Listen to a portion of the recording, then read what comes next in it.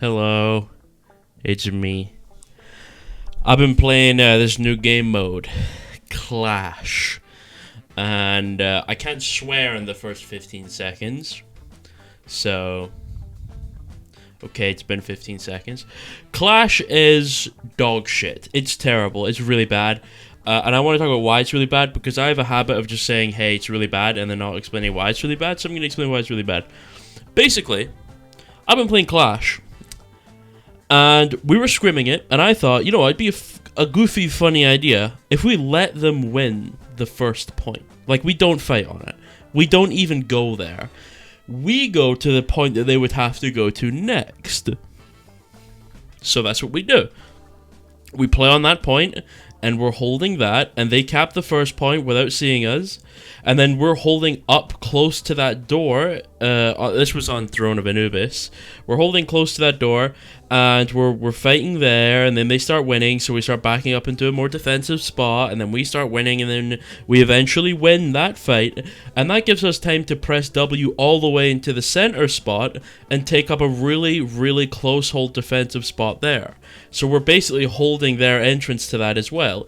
So that means that if we ever get in trouble, we can back up to a more defensive spot, and then if we get in more trouble, then we can back up to a neutral spot, and if we get in more trouble, we can back up to a spot where they have an advantage, where we have basically 4 opportunities to back up and stabilize in that fight. So we're fighting, they start winning, we back up to a more defensive position, we start using ults, and we win. We're like, okay, then we W all the way to the next point, and we hold super close up there.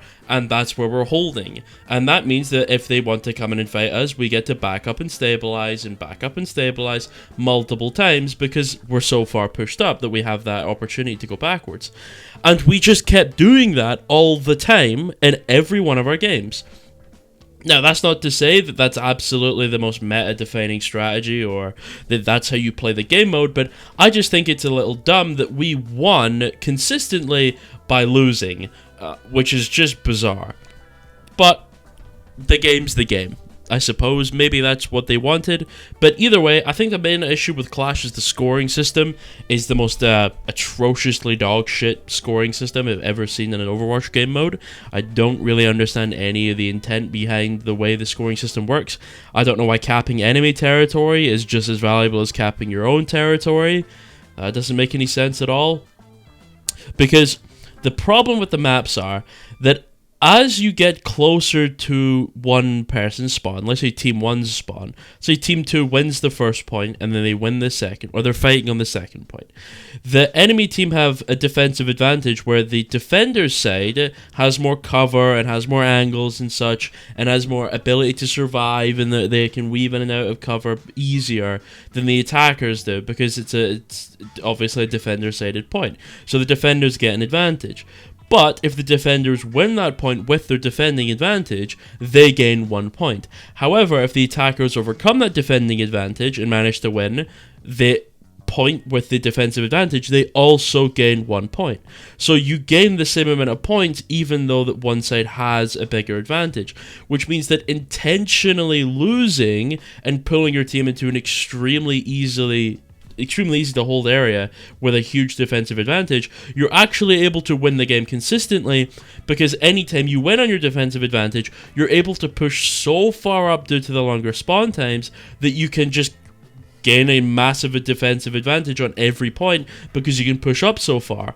So it just leads to points where the first central point is whoever wins kind of loses, unless the enemy team fights for it and gets wiped. If the enemy team fights for the neutral point and they get wiped, then it's an advantage to the attacking team. However, if you're fighting the neutral point and you lose one person maybe, or you start maybe losing, or there's a big cooldown advantage or whatever it may be, and you back out early and you still have 4 or 5 players, people were mad at me for yawning, but I'm yawning. Anyway, if you have like your 4 or 5 players, and you manage to back up and get that super defensive hold where you're up and close to the choke, and then you start losing, you can back up to another L shape or another corner, whatever it may be, and you're able to continue that advantage, you actually gain more an advantage. You may be statistically losing because you're down a point, but it doesn't matter, because if you win that point, you're able to gain such a big advantage because the enemy team are stuck in the spawn room on the neutral point where it's fair on both sides, meaning you get a positional advantage if you win that defensive point, because you're able to push up further than you could otherwise, due to the fact that the enemy team can't physically contest you because they're stuck in the spawn room. So basically what I'm saying is, the fact that you gain the same amount of points for capping your own territory as you do for capping enemy territory doesn't make any sense, because capping your own territory is significantly easier than capping enemy territory is. So I don't understand why it's equally rewarded, because at that point, if it's the same, then you would intentionally lose to go back into a point where you have a statistical advantage due to all the defensive map layout for your team, that you would go back there on purpose and then continually win and lose over and over again until you get a big win on the defensive point where you're more likely to win because you have that defensive advantage, and then push into a neutral area with a positional advantage due to the fact that the enemy team is wiped and in spawn. It doesn't make any sense, but that's how the game mode is, and the game mode is bad. The fact that we playtested this and the only change that came from it is that the last point is broken into 3 different sections. It takes 30 seconds to cap a point. It takes 10 seconds to cap each section. So it takes the same amount of time to cap the spawn, but you get a point for each section that you cap instead. However, it's not worth pushing into that enemy zone because the spawn is so close, where if the enemy team loses one person, as long as they're playing stall heroes, it doesn't matter, because that's not the point. The point of the stall hero is to chip the enemy resources down until they eventually either make a mistake that you can capitalize on, or until you just battle of attrition them out of the fight. So you can just keep stalling with your tracer, you get your ball on there, you get your carry on there, you do whatever you want, you keep going on and off, you're reaving it. Eventually the enemy team will run out of ults, will run out of cooldowns, the supports will run out of healing, or whatever it may be, and then you push your advantage and then you win. So it's actually not worth pushing into the spawn, because the spawn has such an egregious advantage with the stalling that they have to win one fight, but you, as you know, your 5-stack pushing the enemy team on the attacking side, have to win 3, 4, 5, 6 fights. I had a game against Only Legs the other day, you might have seen it on stream. We're playing on Throne of Anubis, where we're winning. We cap the first point, the neutral point, we cap the second point, we get to their spawn, and we fight in their spawn for 5 straight minutes of continuously wiping the team over and over and over again. I shattered 3 times in that fight, and yet we didn't cap a single point. They killed us once, they pushed up super far into the neutral zone, basically spawn camping us while they capped the enemy point. Then by the time they were at the neutral, we were so staggered in spawn camp that we spawned further back, which means they win the neutral point, they've tied the game, they push up even further into our territory, and we get a massive hold basically outside of our spawn again.